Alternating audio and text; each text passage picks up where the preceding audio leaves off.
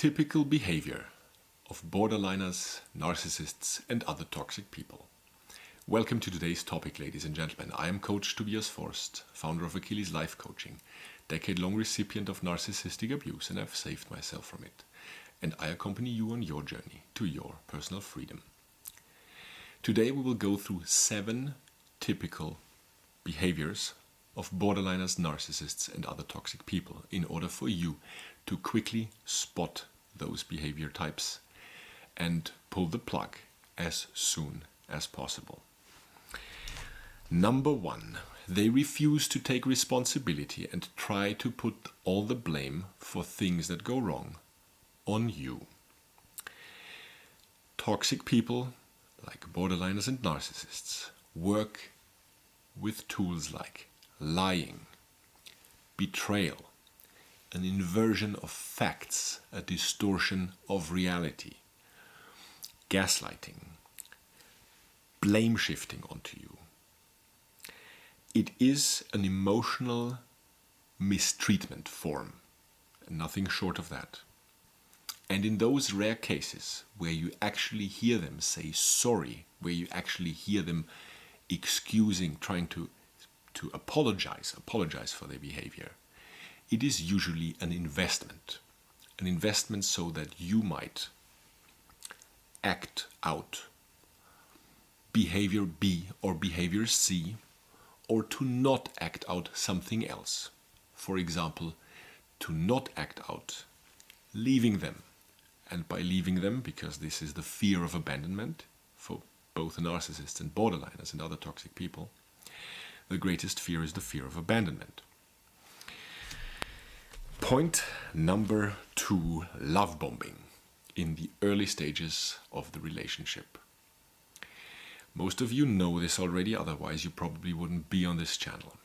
Love bombing, the phase where the toxic partner seems extremely attentive, very sensitive to what is going on with you, trying to gauge you, being very forthcoming and very open in their behavior toward you. That includes intimacy, the physical intimacy.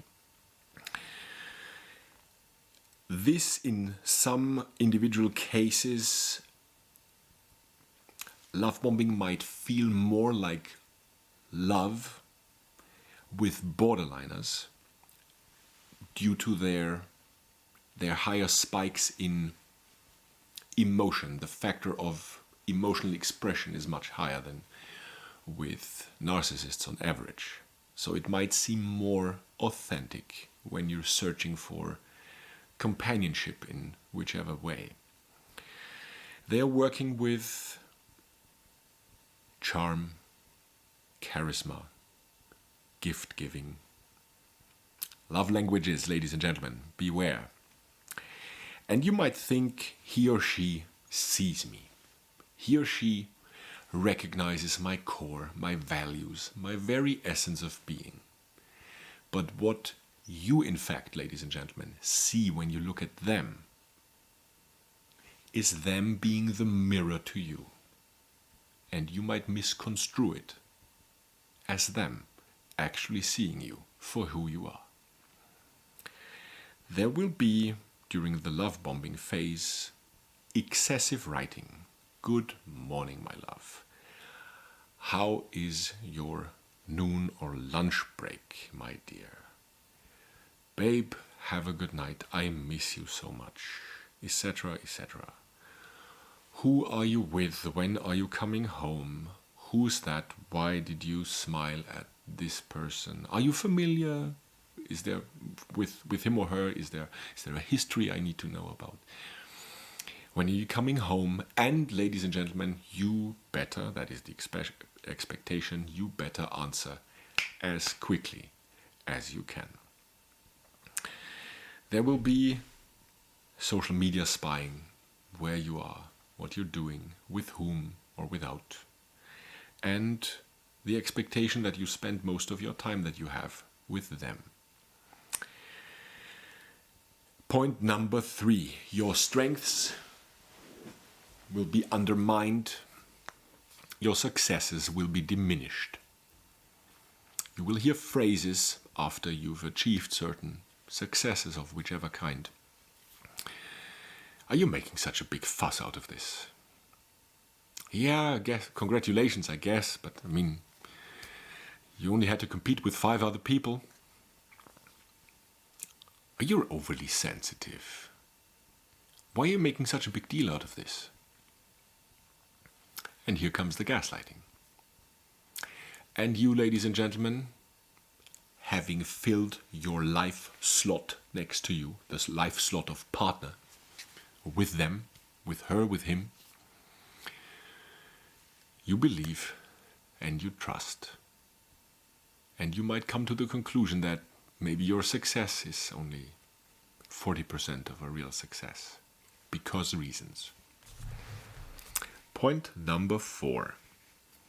The escalation and the going off the rails when you have a different opinion, when you have a contrary opinion to what the borderline or the narcissist, the toxic person, presents to you. For them, it is nothing short, your differing opinion, regardless of the facts behind them, is nothing short of a personal attack. And this can only be answered with narcissistic rage by the borderline or the narcissist or the toxic person. And it won't always only be words that will be flying toward you. The invalidations, the gaslighting, the manipulation, the guilt trips, the shaming toward you.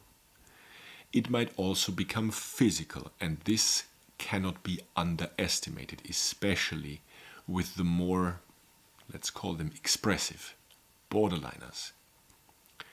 Because there is a real risk for you out there of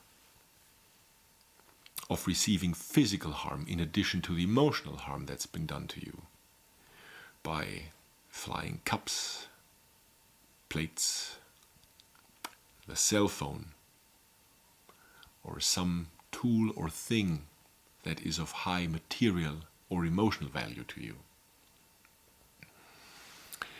Point number 5, excuses for their behavior.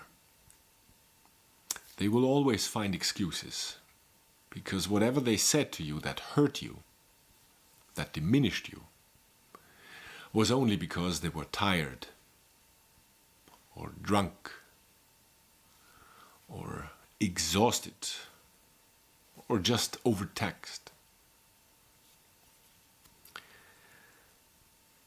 And you being in the relationship to give, with the respect and love that you think that both of you bring to the table, which is not the case, you might be inclined to accept the excuse, and maybe even go as far as to say, I understand. Now, for the toxic person, the borderline or the narcissist, the message is very clear. They hurt you, they said sorry, you said okay babe, and they now can press the repeat button over and over and over again. Finding excuses for their behavior also, of course, encompasses kissing someone else or being intimate with someone else. Because, ladies and gentlemen, you too had a falling out. You had a very, very verbally harsh discussion last week. That's why during the company outing, he, your toxic partner, was able to cry on the baroque forms of the female forthcoming colleague. And once his tears wet her clothes, she needed to get rid of them. Or your toxic female partner, ladies and gentlemen. She might have accepted the shoulder of the very helpful and eager male colleague that accidentally managed to slip inside of her by accident. And this wouldn't have happened, ladies and gentlemen, had you not had that argument, had you not had that fight last week.